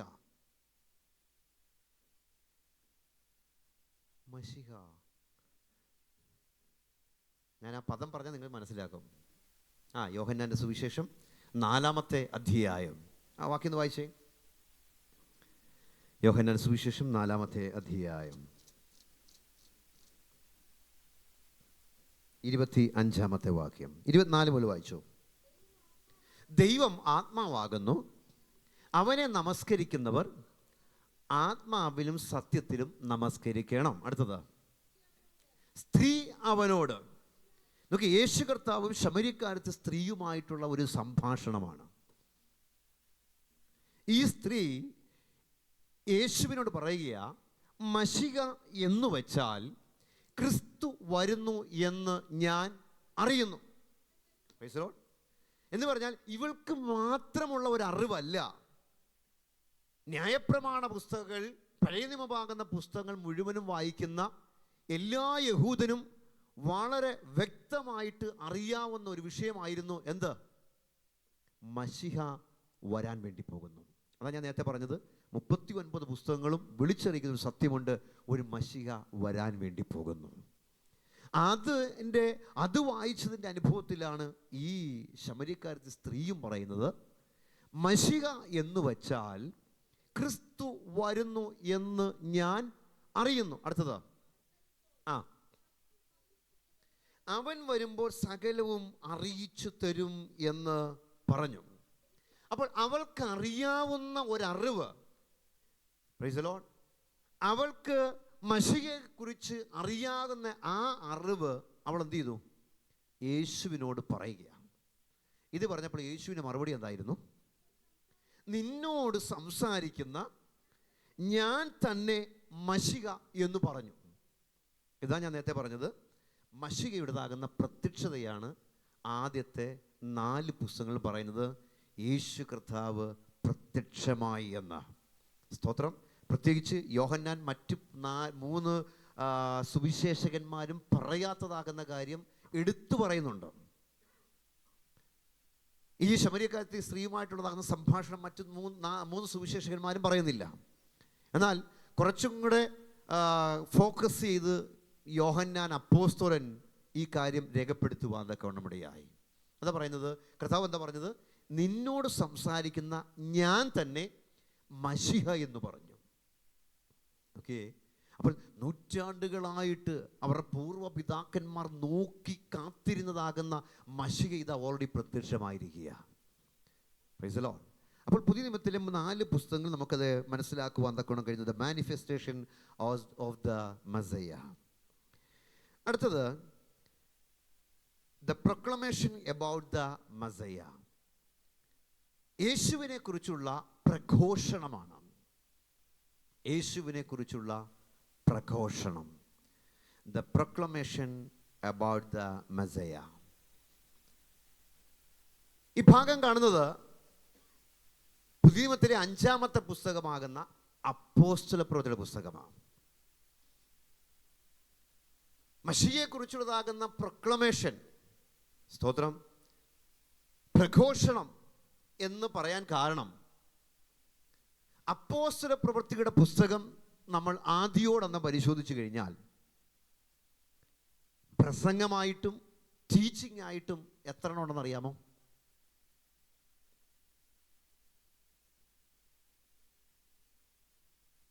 ഏകദേശം ആരുടെയൊക്കെ പ്രസംഗം ഉണ്ടെന്ന് പറയാമോ? പത്രോസിൻ്റെ പ്രസംഗമുണ്ട്, പൗലോസിൻ്റെ പ്രസംഗമുണ്ട്, സ്തേഫാനോസിൻ്റെ പ്രസംഗമുണ്ട്, പിന്നെ അടുത്തൊരു പ്രസംഗമല്ല, ഫിലിപ്പോസിൻ്റെ ഒരു വചന പഠനമെന്ന് വേണമെങ്കിൽ പറയാം. ഇങ്ങനെ 4 പേരുടേതാകുന്ന പ്രസംഗം അല്ലെങ്കിൽ ടീച്ചിങ് കാണാൻ കഴിയുന്നുണ്ട്. സ്തേഫാനോസിൻ്റെ ഒറ്റ പ്രസംഗം, അതുപോലെ തന്നെ ഫിലിപ്പോസിൻ്റെതാകുന്ന ഒരു ടീച്ചിങ്, പത്രോസിൻ്റെ 9 പ്രസംഗങ്ങൾ, അതുപോലെ പൗലോസിൻ്റെ 9 പ്രസംഗം. ഇപ്പം എത്രയായി? 20 എണ്ണമായി. പത്രോസിൻ്റെ 9 പ്രസംഗം, പൗലോസിൻ്റെ 9 പ്രസംഗം, സ്തേഫാനോസിൻ്റെ 1 പ്രസംഗം, പിന്നെ ഫിലിപ്പോസിൻ്റെ ഒരു ബൈബിൾ സ്റ്റഡി എന്ന് വേണമെങ്കിൽ പറയാം. എല്ലാം കൂടെ ചേർത്ത് 20 എണ്ണം കാണാൻ കഴിയുന്നുണ്ട്. എന്ന് പറഞ്ഞാൽ ഈ അപ്പോസ്തലന്മാരെല്ലാം ചെയ്ത കാര്യം എന്താണ്? അത് ഓരോന്നും നമ്മൾ ചിന്തിച്ചു കഴിഞ്ഞാൽ മനസ്സിലാക്കാൻ കഴിയുന്നത്, ഇവരെല്ലാം യേശു കർത്താവിൻ്റെ ജനന, ജീവിത, അടക്ക, പുനരുദ്ധാനങ്ങളിൽ ഇങ്ങനെ വ്യക്തമാക്കി കൊടുക്കുക, തൻ്റെ എന്താ കേൾവിക്കാർക്ക് നൽകി കൊടുക്കുന്നത് കാണാൻ കഴിയുന്നുണ്ട്. Price the lord. അപ്പോൾ 20 പ്രസംഗങ്ങൾ നമുക്ക് കാണാൻ കഴിയുന്നുണ്ട്. യേശുവിനെ കുറിച്ചുള്ളതാകുന്ന പ്രഘോഷണമാണ് ഈ പുസ്തകങ്ങൾ കാണുവാൻ കഴിയുന്നത്. വീണ്ടും അടുത്ത ഭാഗത്തേക്ക് നമുക്ക് കടന്നു പോകാം. ഇനി വരുന്നത് എന്താണ്? ലേഖന പുസ്തകങ്ങളാണ് അല്ലേ? പുതിയ നിയമത്തിൽ എത്ര ലേഖനങ്ങളാണ് ഉള്ളത്? കുഞ്ഞുങ്ങൾ പറഞ്ഞാട്ടെ. എപ്പിസ്റ്റൽസ് എത്ര എണ്ണം ഉണ്ട്?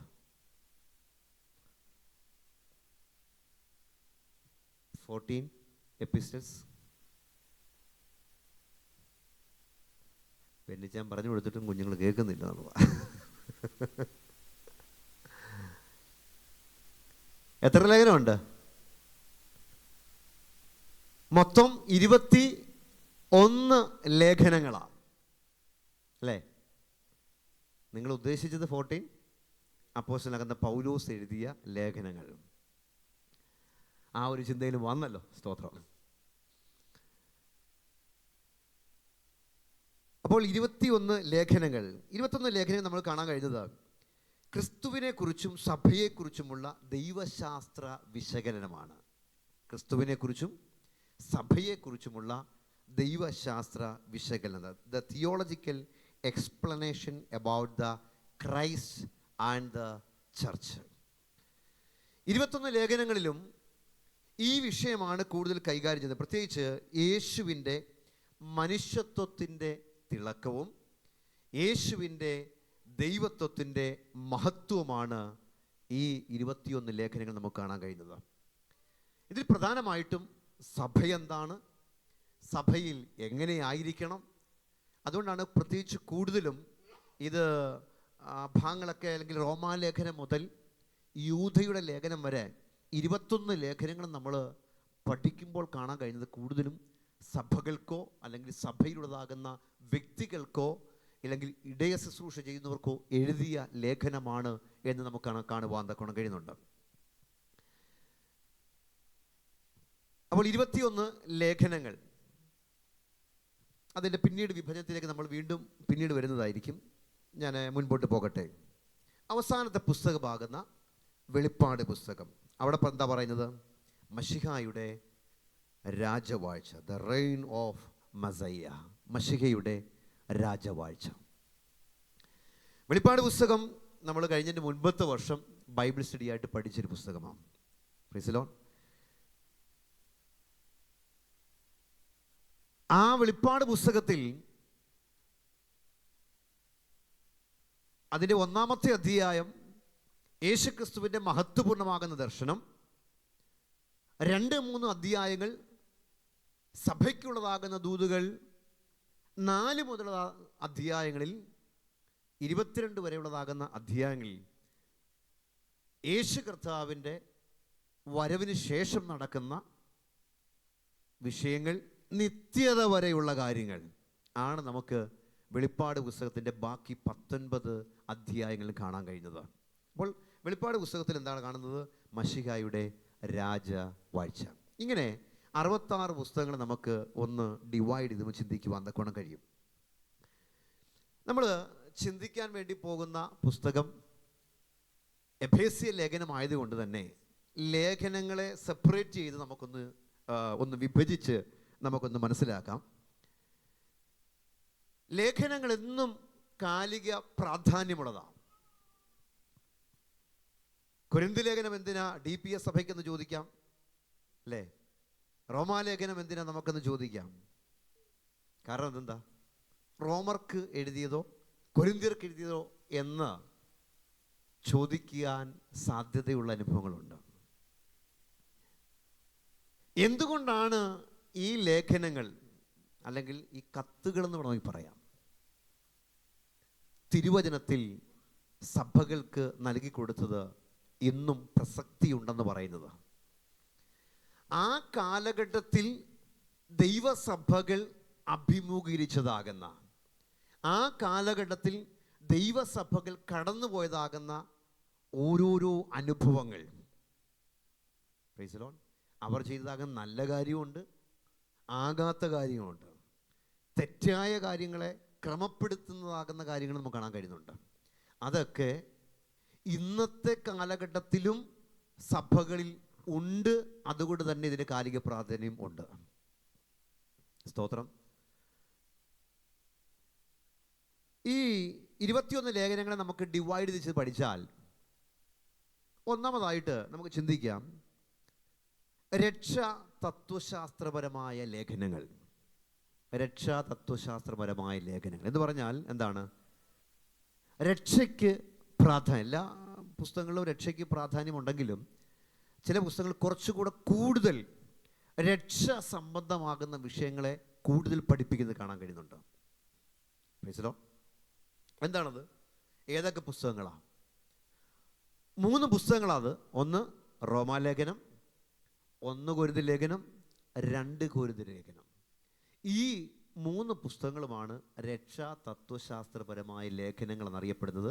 രക്ഷയോടുള്ള ബന്ധത്തിൽ രക്ഷ എന്താണ്, രക്ഷിക്കപ്പെട്ടത് കൊണ്ട് ഗുണമെന്താണ്, രക്ഷിക്കപ്പെടാത്തത് കൊണ്ടുള്ളതാകുന്ന ദോഷമെന്താണ്, ഇതൊക്കെയാണ് ഈ പുസ്തകങ്ങളിൽ ഏറ്റവും കൂടുതൽ പരാമർശിക്കുന്നതും കാണുവാൻ തക്കവണ്ണം കഴിയുന്നുണ്ട്. പ്രത്യേകിച്ച് റോമാലേഖനത്തിലേക്ക് നമുക്ക് കടന്നു വരുമ്പോൾ ഒരു വാക്യം വായിക്കാം. റോമാലേഖനം 3-ാമത്തെ അധ്യായം 28-ാമത്തെ വാക്യം.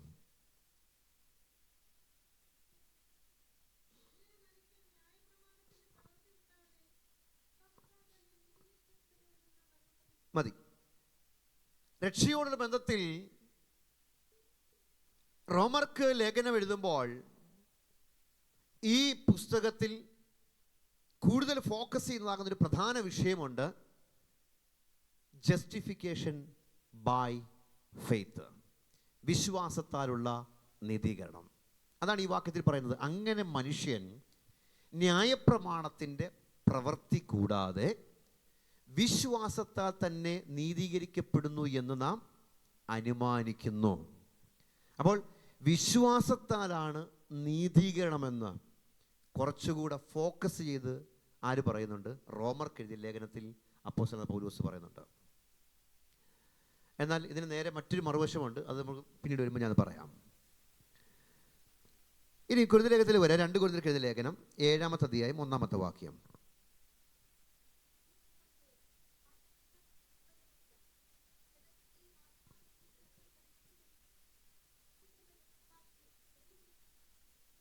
മതി. ഹോളിനെസ് ബൈ ഫെയ്ത്ത്, വിശ്വാസത്താൽ വിശുദ്ധീകരണം എന്നതാകുന്ന വിഷയമാണ് കൊരിന്ത്യർ ലേഖനത്തിൽ ഓർപ്പിച്ചുണർത്തുന്നത്. അപ്പോൾ രക്ഷയോടുള്ള ബന്ധത്തിൽ വളരെ ആഴമേറിയതാകുന്ന വിഷയങ്ങൾ ഈ 3 പുസ്തകങ്ങളിലും രേഖപ്പെടുത്തിയിരിക്കുന്നത് നമുക്ക് കാണുവാൻ കഴിയുന്നുണ്ട്. അതുകൊണ്ട് തന്നെ ഇതിനെ രക്ഷാ തത്വശാസ്ത്രപരമായ ലേഖനങ്ങൾ എന്ന പേരിൽ അറിയപ്പെടുന്നു. ഏതൊക്കെയാണ്? റോമാലേഖനം, 1 കൊരിന്ത്യർ, 2 കൊരിന്ത്യർ ലേഖനം. അടുത്ത 2-ാമത്തെ വിഷയത്തിലേക്ക് വരാം. ക്രിസ്തുശാസ്ത്രപരമായ ലേഖനങ്ങൾ. ക്രിസ്തുവേശുവിനെ കുറിച്ചുള്ളതാകുന്ന അനുഗ്രഹിക്കപ്പെട്ട അനുഭവങ്ങളാണ് ആ ലേഖനത്തിൽ പരാമർശിച്ചിരിക്കുന്നത്. ഏതൊക്കെ ലേഖനമാണെന്നറിയാമോ? 4 ലേഖനങ്ങളാണ്.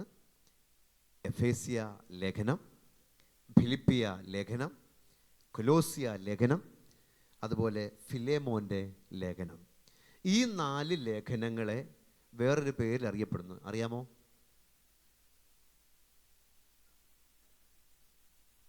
എഫേസ്യ ലേഖനം എവിടെ വെച്ചാൽ പൗലോസ് എഴുതിയത്? കാരാഗ്രഹത്തിൽ വെച്ച് എഴുതിയത്. അപ്പോൾ എന്ത് പറയാം? കാരാഗ്രഹ ലേഖനം, പ്രിസൺ എപ്പിസ്റ്റൽ എന്ന് അറിയപ്പെടുന്ന ലേഖനമാണ് എഫേസ്യ ലേഖനം, ഫിലിപ്പിയ ലേഖനം, കൊലോസ്യ ലേഖനം ആൻഡ് ഫിലേമോൻ്റെ ലേഖനം. എഫേസ്യ ലേഖനത്തിൽ ക്രിസ്തുവിനെ എങ്ങനെയാണ് പരാമർശിച്ചിരിക്കുന്നത്? സഭയുടെ തലയാകുന്ന ക്രിസ്തു. വായിക്കാം. എഫേസ്യ ലേഖനം 5-23-ാമത്തെ വാക്യം.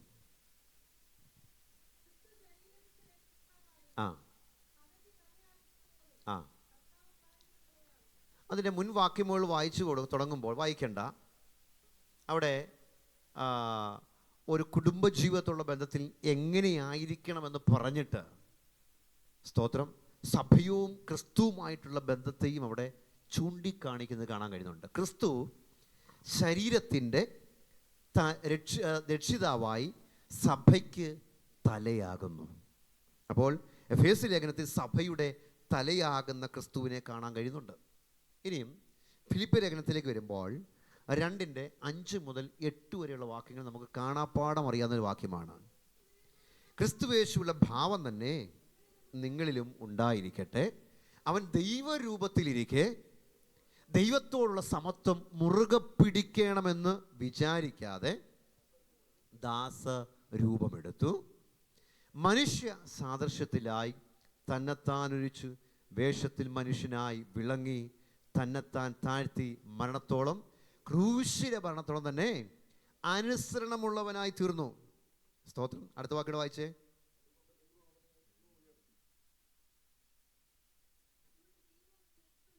ആ ആ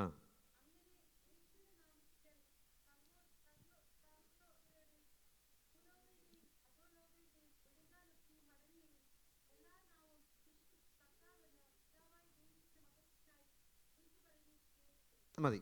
ആ വാക്യങ്ങൾ നമുക്ക് കാണാൻ കഴിയുന്നത് ക്രൂശിലെ മരണത്തോളം അനുസരണമുള്ള ദാസനായ ക്രിസ്തുവിനെ നമുക്ക് കാണാൻ കഴിയുന്നത്.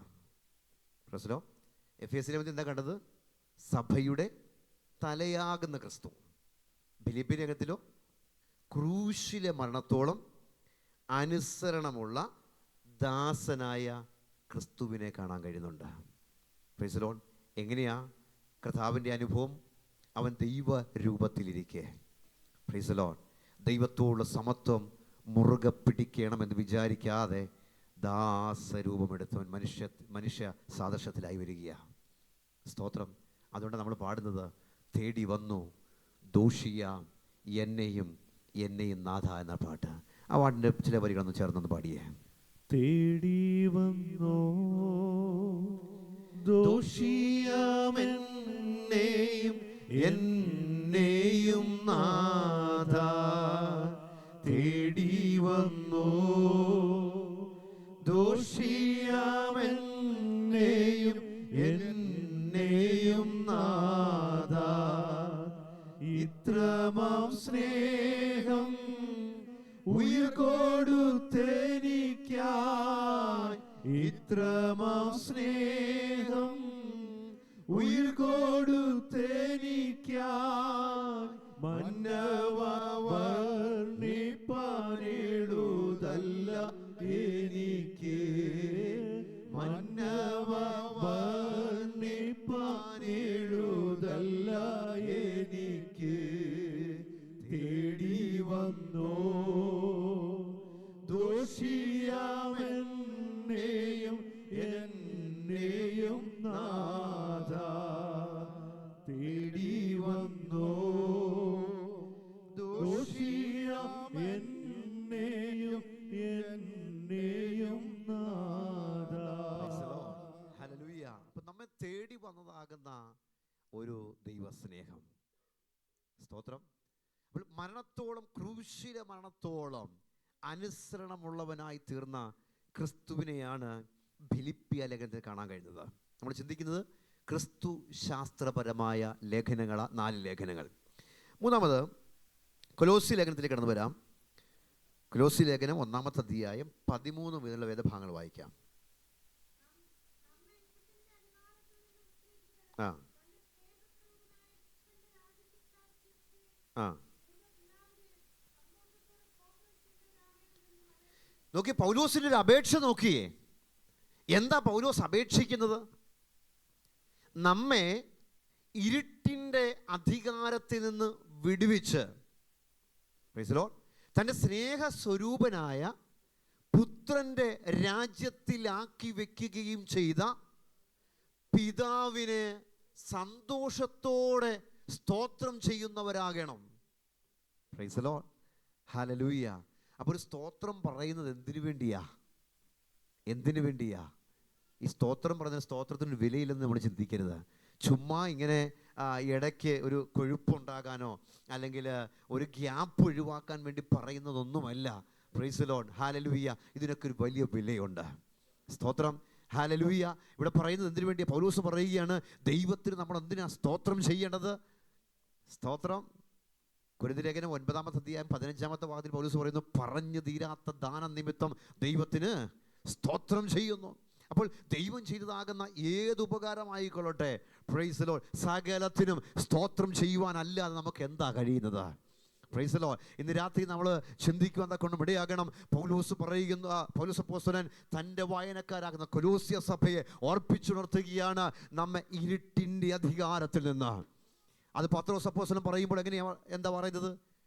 നിങ്ങളോ അന്ധകാരത്തിൽ നിന്ന് തൻ്റെ അത്ഭുത പ്രകാശത്തിലേക്ക് നിങ്ങളെ വിളിച്ചവൻ്റെ സൽഗുണങ്ങളെ ഘോഷിപ്പാൻ തക്കവണ്ണം തിരഞ്ഞെടുക്കപ്പെട്ട ഒരു ജാതിയും രാജകീയ പുരോഹിത വർഗവും വിശുദ്ധ വംശവും സ്വന്തം ജനവുമാകുന്നു.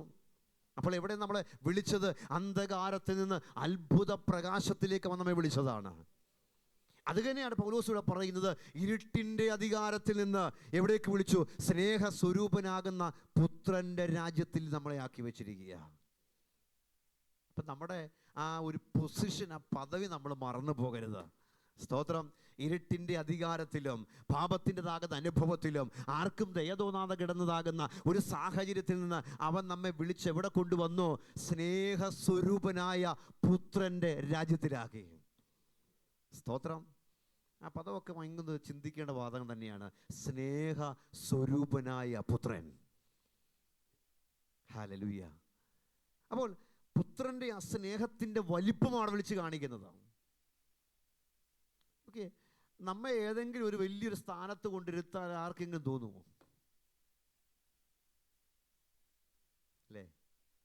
ആ ഒരു പൊസിഷനിലേക്ക് എത്തപ്പെടണമെന്നുണ്ടെങ്കിൽ അവരുദ്ദേശിക്കുന്ന ക്വാളിറ്റി ഉള്ള ആളുകളെ മാത്രമേ എന്ത് ചെയ്ത് ആ ഒരു പൊസിഷനിലേക്ക് കൊണ്ടിരിക്കത്തുള്ളൂ. ഹല്ലേലൂയ. ആ ക്വാളിറ്റി നമ്മളില്ലാത്തിടത്തോളം കാലം നമ്മളെല്ലാം തഴയപ്പെട്ട ആളുകളാണ്. സ്തോത്രം. അങ്ങനെ കിടക്കുന്നതാകുന്ന അനുഭവത്തിൽ ഒരു ക്വാളിറ്റിയും പറയാതില്ലാതിരുന്ന നമ്മെ, ഒരു മഹത്വവും ഇല്ലാതിരുന്ന നമ്മെ എന്ത് ചെയ്തു? അവൻ സ്നേഹിച്ചു. അതുകൊണ്ടാണ് പറയുന്നത് സ്നേഹസ്വരൂപനായ പുത്രൻ്റെ രാജ്യത്തിലാക്കി വയ്ക്കുകയും ചെയ്ത പിതാവിന് സന്തോഷത്തോടെ നമ്മൾ എന്ത് ചെയ്യണം? സ്തോത്രം ചെയ്യണം എന്നപേക്ഷിക്കുക. അടുത്ത വാക്യം വായിച്ചേ.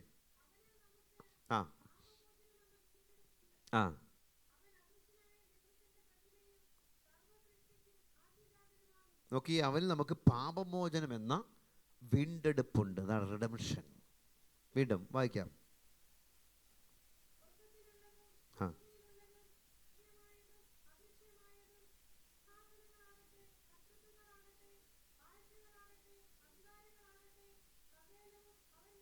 സകലവും അവൻ മുഖാന്തരം സൃഷ്ടിക്കപ്പെട്ടു.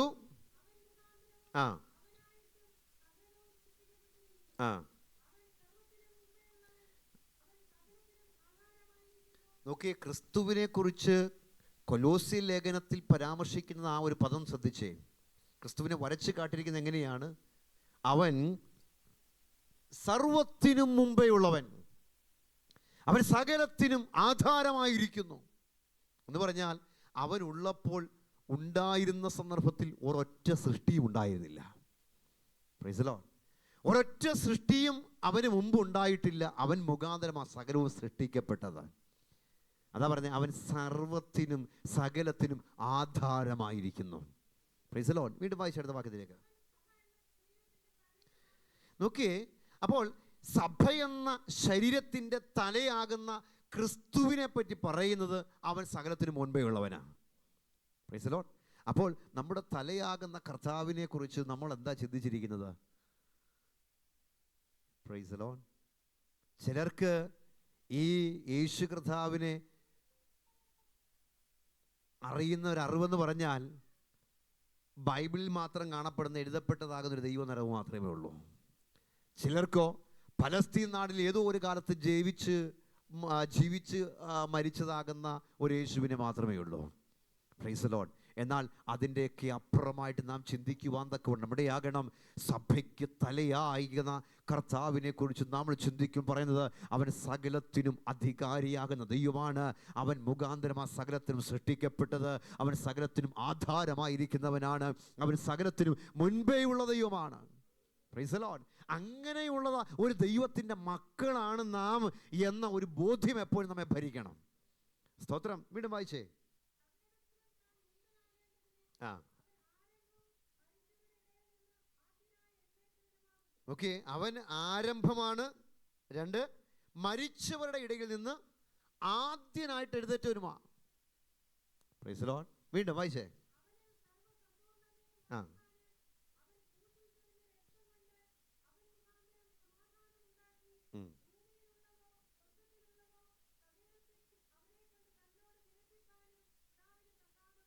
നോക്കിയേ, പിതാവിന് പ്രസാദം തോന്നി. എന്തിനു വേണ്ടിയാ? ഭൂമിയിലുള്ളതോ സ്വർഗത്തിലുള്ളതോ സകലത്തെയും അവനെ കൊണ്ട് തന്നോട് നിരപ്പിപ്പാനും പിതാവിന് പ്രസാദം തോന്നി. ഇനി അടുത്ത 2 വാക്യം കൂടെ ചേർന്ന് വായിക്കാമല്ലോ. ആ ആ മതി. നോക്കിയേ, ഈ ഭാഗം നമ്മൾ നേരത്തെ ആ നിരപ്പിൻ്റെ ഭാഗമായി വന്നപ്പോൾ നമ്മൾ വായിച്ചതാകുന്ന വാക്യമാണ് ഈ 2 വാക്യങ്ങൾ 3 വാക്യങ്ങൾ വായിച്ചത്. അപ്പോൾ കൊലോസ്യ ലേഖനത്തിൽ പറയപ്പെടുന്നതാകുന്ന അല്ലെങ്കിൽ വ്യക്തമാക്കുന്ന ക്രിസ്തുവിൻ്റെ ആ ദർശനം എന്ന് പറഞ്ഞാൽ സർവത്തിനും മുൻപേയുള്ളവൻ, സർവത്തിനും ആധാരമായവൻ. ഇനി ഫിലേമോൻ്റെ ലേഖനത്തിലേക്ക് കടന്നു വരാം. ഫിലേമോൻ്റെ ലേഖനത്തിൽ നല്ല ജാമ്യക്കാരനായ ക്രിസ്തുവിനെ കാണാൻ കഴിയുന്നുണ്ട്. എന്താ ജാമ്യക്കാരെന്ന് പറയുന്നത്? ആരെങ്കിലും ജാമ്യം നിൽക്കാൻ പോയിട്ടുണ്ടോ? Price the Lord. ഇല്ലയോ? അതൊരു കോടതി ഭാഷയുമായിട്ട് ബന്ധപ്പെട്ട് നമുക്ക് കാണാൻ കഴിയുന്നുണ്ട്. ജാമ്യം നിൽക്കുക. സ്തോത്രം. എന്ന് പറഞ്ഞാൽ ഒരു വ്യക്തി ഒരു തെറ്റ് ചെയ്തതിൻ്റെ അനുഭവത്തിൽ പിടിപ്പിക്കപ്പെട്ട് അവൻ കുറ്റാരോപിതനായി നിൽക്കുന്ന സന്ദർഭത്തിൽ മറ്റൊരു വ്യക്തി കടന്നു വന്നിട്ട് എന്ത് ചെയ്ത് വരികയാണ്? എന്തായിട്ട്? ഒരു ജാമ്യക്കാരനായിട്ട്. എന്തിനു വേണ്ടിയാ? ഈ കുറ്റം ആരോപിക്കപ്പെട്ട വ്യക്തിയെ സ്വതന്ത്രനായിട്ട് തൽക്കാലത്തേക്ക് വിടണം. അതിന് ജാമ്യം നിൽക്കുകയാണ്, അതിന് പകരക്കാരനായി നിൽക്കുകയാണ്. Price the lord. അപ്പോൾ ഈ കുറ്റാരോപിതനാകുന്ന വ്യക്തിയെ പിന്നീട് പിടിക്കപ്പെടാൻ കഴിയാതെ പോയി കഴിഞ്ഞാൽ ആരാണോ ജാമ്യം നിന്നത് അദ്ദേഹമായിരിക്കും എന്ത് ചെയ്ത് കുറ്റക്കാരനായി മാറുന്നത്. സ്തോത്രം. അതുകൊണ്ട് എല്ലായ്പ്പോഴും എല്ലാവരും ഒന്നും ജാമ്യം നിൽക്കാൻ തയ്യാറാകത്തില്ല. സ്തോത്രം. എന്നാൽ ഇവിടെ ക്രിസ്തുവിനെ അപ്പോസ്തലൻ വരച്ച് കാണിക്കുന്ന നല്ല ജാമ്യക്കാരനാകുന്നൊരു ക്രിസ്തുവിനെ കുറിച്ചാണ്. എങ്ങനെയത്? ഫിലിമോൻ ലേഖനം വായിക്കാം. 18-19 വാക്യത്തിൽ പൗലോസ് തൻ്റെ ജീവിത അനുഭവത്തിൽ കൂടെ അത് വ്യക്തമാക്കുകയാണ്. ആ ആ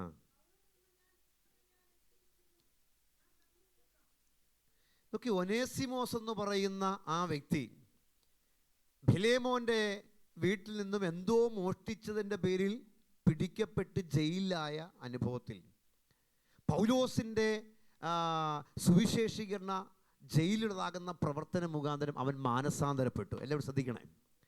മാനസാന്തരപ്പെട്ട് കഴിഞ്ഞപ്പോൾ ഈ ഒനേസിമോസ് ജയിൽ മോചിതനായി. അങ്ങനെ ജയിൽ മോചിതനായി കഴിഞ്ഞപ്പോൾ പൗലോസ് ഒരു കത്ത് എഴുതുകയാണ്.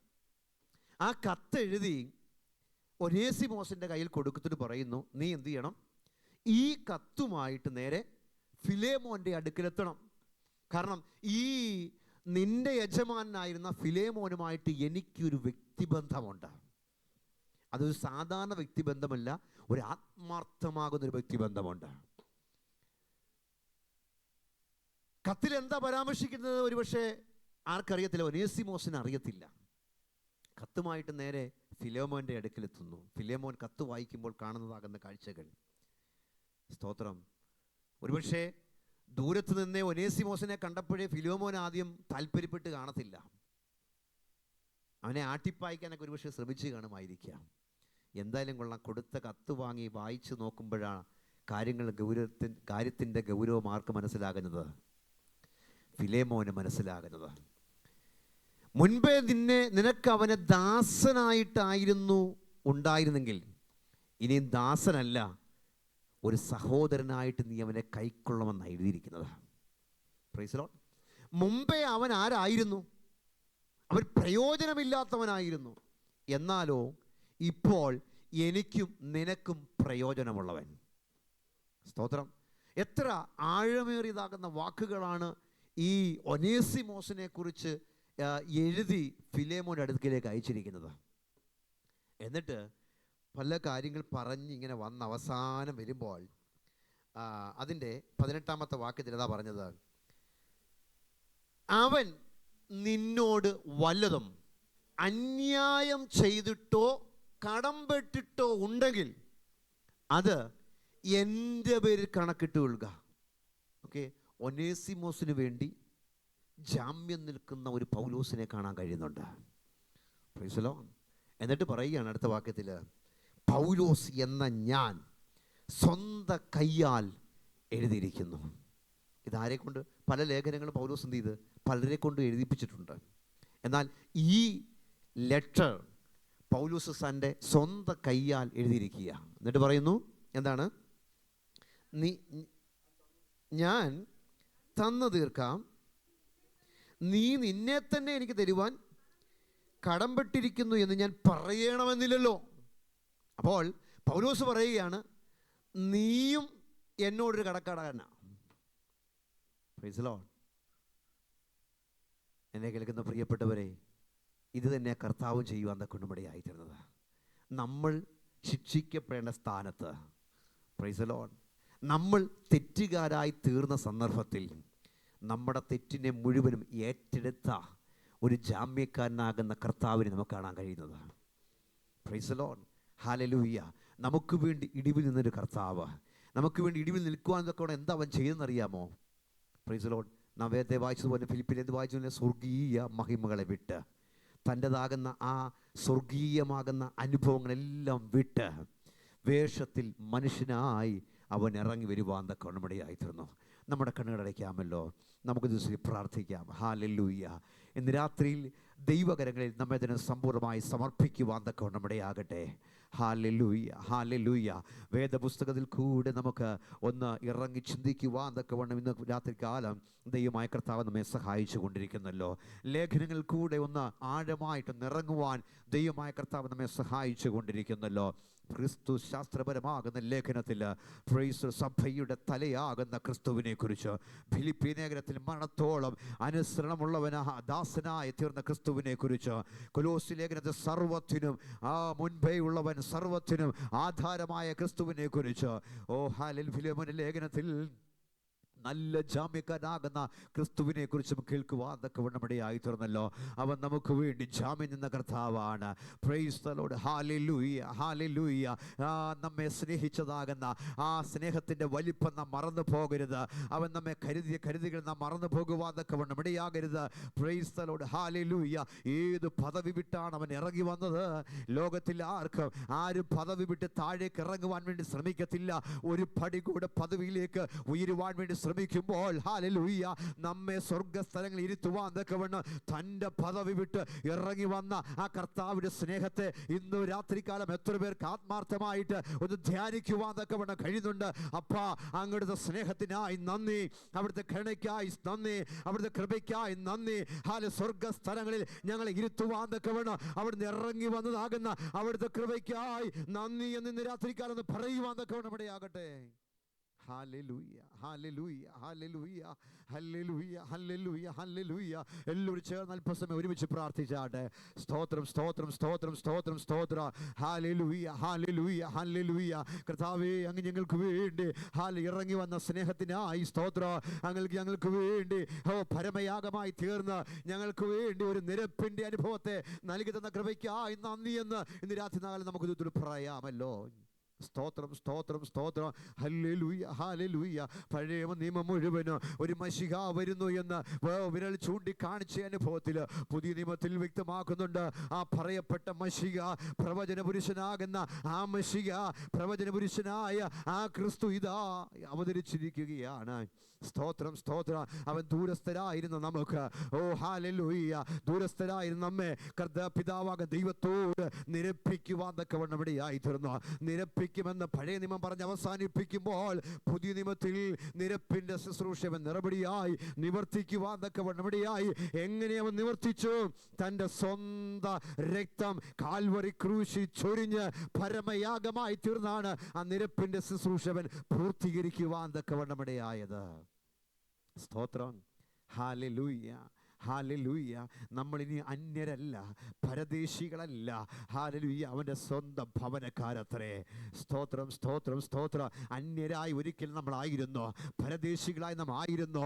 അന്യരെയും പരദേശികളെയും ആരും കൈക്കൊള്ളാതിരുന്നപ്പോൾ സ്വന്തം ഭവനത്തിലേക്ക് ചേർത്തുകൊണ്ട് ദൈവത്തിൻ്റെ കൃപകൾക്കായി നമ്മുടെ കരങ്ങളിൽ സ്തോത്രം ചെയ്യാമോ?